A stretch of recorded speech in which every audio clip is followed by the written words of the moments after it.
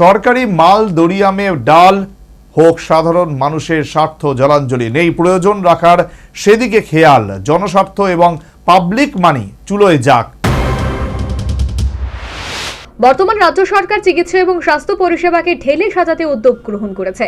মধ্যবিত্ত এবং দরিদ্র সাধারণকে বিনা খরচে চিকিৎসা পরিষেবা প্রদানের ব্যাপারে রাজ্যের বিভিন্ন হাসপাতালে প্রকল্পের কিন্তু অন্ত নেই। কোনো কোনো ক্ষেত্রে সাধ্যমতো বিনামূল্যে ঔষধ দেওয়ারও ব্যবস্থা রয়েছে। এর মধ্যেও বহু মানুষ ঔষধ কিনতে অপারগ, টাকার অভাবে ওষুধ কিনতে না পেরে বিপদগ্রস্ত হচ্ছেন। এই পরিস্থিতিতে কোনো কোনো হাসপাতালে ঔষধ মজুদ থাকা সত্ত্বেও সংশ্লিষ্ট একাংশ হাসপাতাল কর্তৃপক্ষ রোগীদের বিনামূল্যে ঔষধ দেয় না বলে অভিযোগ রয়েছে।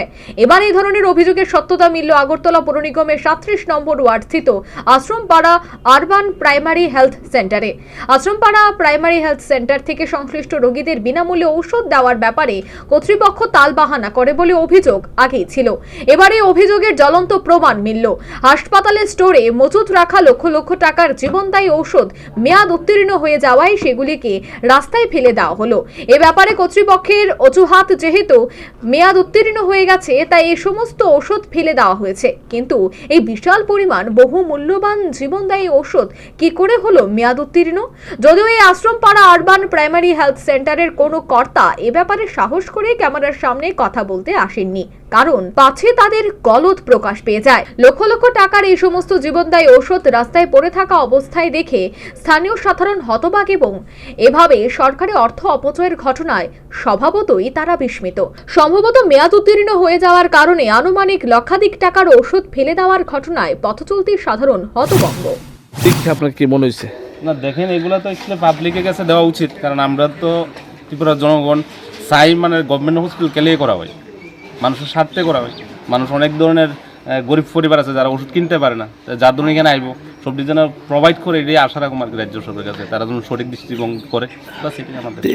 কতগুলো ওষুধ পালন হয়েছে কিন্তু প্রায় আমার হিসাবে তো লক্ষ টাকার উপর হইব, লক্ষ টাকার উপরে ওষুধ এখানে নষ্ট হয়েছে, দেখলাম এক্সপায়ার্ড হয়ে যাচ্ছে সম্ভবত। এই আশ্রমপাড়া আরবান প্রাইমারি হেলথ সেন্টারের বিরুদ্ধে অন্যান্য আরো অনিয়ম বিনিয়মের কিন্তু অভিযোগ রয়েছে। এই প্রাইমারি হেলথ সেন্টারটিতে সাধারণকে স্বাস্থ্য পরিষেবা দেওয়ার পরিবর্তে অধিকাংশ সময় আমোদ প্রমোদ, জন্মদিনের পার্টি ও অন্যান্য আনন্দ উল্লাস চলে বলে অভিযোগ। যে কোনো প্রাইমারি হেলথ সেন্টারে এই ধরনের আমোদ প্রমোদ কোনোভাবেই আইনসম্মত নয় বলে বিশেষজ্ঞদের অভিমত। সে যাই হোক, Ashrampara urban primary health centre থেকে লক্ষ লক্ষ টাকা মূল্যে মেয়াদ উত্তীর্ণ জীবনদায়ী ঔষধ রাস্তায় ফেলে দেওয়ার ঘটনায় স্থানীয় সাধারণের পাশাপাশি সংশ্লিষ্ট বিশেষজ্ঞ মহলে বিরূপ প্রতিক্রিয়া এবং ক্ষোভ তৈরি হয়েছে। এই ব্যাপারে সংশ্লিষ্ট সাধারণ অনতিবিলম্বে স্বাস্থ্যমন্ত্রী তথা মুখ্যমন্ত্রীর হস্তক্ষেপের দাবি করছেন। কার্যত এই ক্ষেত্রে যা হয়েছে তা হলো সরকারি মাল দরিয়া মে ডাল হোক সাধারণ মানুষের স্বার্থ জলাঞ্জলি নেই প্রয়োজন রাখার সেই খেয়াল জনস্বার্থ এবং পাবলিক মানি চুলোয় যাক। Bureau report, news vanguard.